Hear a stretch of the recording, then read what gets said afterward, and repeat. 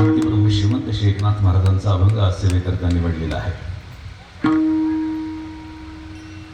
स्वानंद सुखनिवासी सद्गुरू श्री जोग महाराजांचे कृपापात्र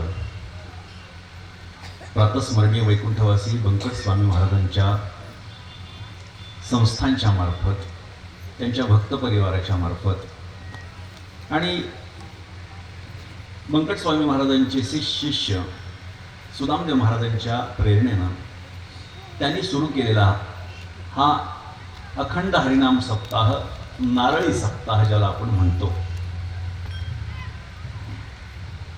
आज देवी बाबुळगाव आपल्या गावामध्ये या कार्यक्रमाचं आयोजन 7 दिवसांच्यासाठी करण्यात आलेलं आहे आणि संस्थांचे मठाधिपती हरिभक्तीपरायण आदरणीय श्री लक्ष्मण महाराज मिंडे यांच्या मार्गदर्शनाखाली सुंदर भव्य दिव्य अशा प्रकारचा हा कार्यक्रम या ठिकाणी होतो. 69वा अखंड हरिनाम सप्ताह आहे. अव्याहतपणे इतकी वर्ष एखादी गोष्ट सतत चालत राहणं ही तसं पाहिली तर कठीण गोष्ट आहे आणि विशेषत्वानं आपल्या मराठवाड्यामध्ये नारळी सप्ताह हा प्रकार एक वेगळा अनुभवायला मिळतो. वारकरी संप्रदायाचं तत्व जे आहे त्या तत्वाचं अनुसरण करणारा हा नारळी सप्ताह आहे. प्रत्येक गावामध्ये अखंड हरिनाम सप्ताह होतात आणि त्या गावामध्ये साधारणपणे वारकरी सांप्रदायिकच लोक एकत्रित होतात आणि तो उत्सव साजरा करतात. वारकरी संप्रदायाचा प्रसार आणि प्रचार व्हावा या हेतूनं वेगवेगळ्या ठिकाणी जाऊन, ज्या ठिकाणी वारकरी संप्रदायाचं वातावरण नाही त्या ठिकाणी जाऊन वारकरी संप्रदायाची बीज रोवण्याचं काम हे नारळी सप्ताह करतात. एकाच ठिकाणी वारकरी संप्रदायाची अखंड हरिनाम सप्ताह जिथे चालत असतील तिथे मोठ्या प्रमाणामध्ये भक्ती आपल्याला पाहायला सापडत नाही, रोजचा अनुभव आपल्याला सांगतो. परंतु नारळी सप्ताहासारख्या आगळ्या वेगळ्या या कार्यक्रमाला, उपक्रमाला वेगवेगळ्या ठिकाणी जेव्हा लोक जातात, वेगवेगळ्या संस्थानांच्या माध्यमातून, गडाच्या माध्यमातून, अधिष्ठानाच्या माध्यमातून सप्ताह होत असतात, त्यावेळी नवीन नवीन लोकांना वारकरी संप्रदाय कळायला लागतो. त्या निमित्तानं वारकरी संप्रदायाची बीज त्या ठिकाणी रोवली जातात आणि त्या ठिकाणी तो वटवृक्ष व्हायला वेळ लागणार नाही. कारण अखंड हरिनाम सप्ताहाचं 69वं वर्ष, 69 ठिकाणी कदाचित हा अखंड हरिनाम सप्ताह झाला असेल. आणि आपल्या या गावाचं भाग्य लक्षात ठेवा, ज्या ठिकाणी हरिनाम गायलं जातं, श्रवण केल्या जातं, किंबहुना परमात्म्याचं नामस्मरण जिथपर्यंत पोहोचत असतं तो संपूर्ण परिसर हा पवित्र होत असतो.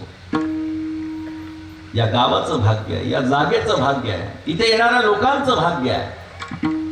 किंबहुना तुका म्हणे भाग्य या नावे म्हणजे असं म्हणायला सुद्धा हरकत नाही.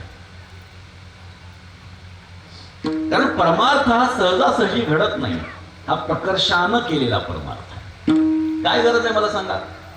कोणत्याही संस्थांना अशा प्रकारची नारळी सप्ताह करण्याची गरज काय? लोकांपर्यंत परमार्थ आणि त्यातल्या त्यात वारकरी संप्रदाय पोचावा ही त्याच्या पाठीमागची भूमिका आहे.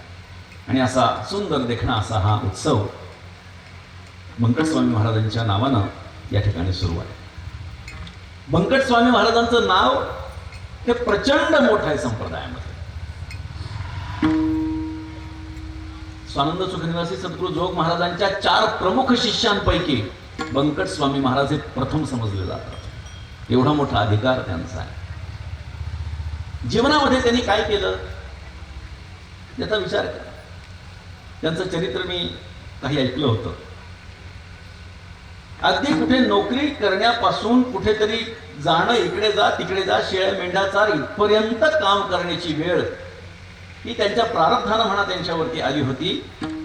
परंतु तरी सुद्धा गृहाश्रमोन संगीता कर्मरेखा नोलांडिता निज व्यापारी वर्तता बोधो सर्वथा न मिळणे अशा पद्धतीच्या अवस्थेमध्ये त्यांनी आपला परमार्थ रुजवला.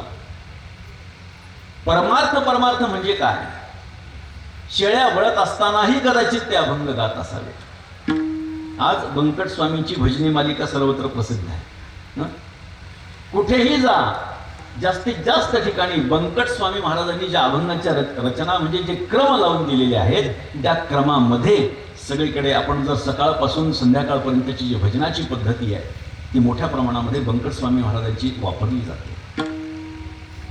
त्यांचा काकडा ऐकायला शेकडो लोक जमायचे, हजारो लोक जमायचे.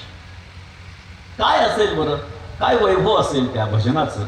कदाचित परमात्म्याला ते भजन आवडत असावं म्हणून कदाचित तोही त्यांच्या भजनाला येऊन बसत असावा. विठ्ठल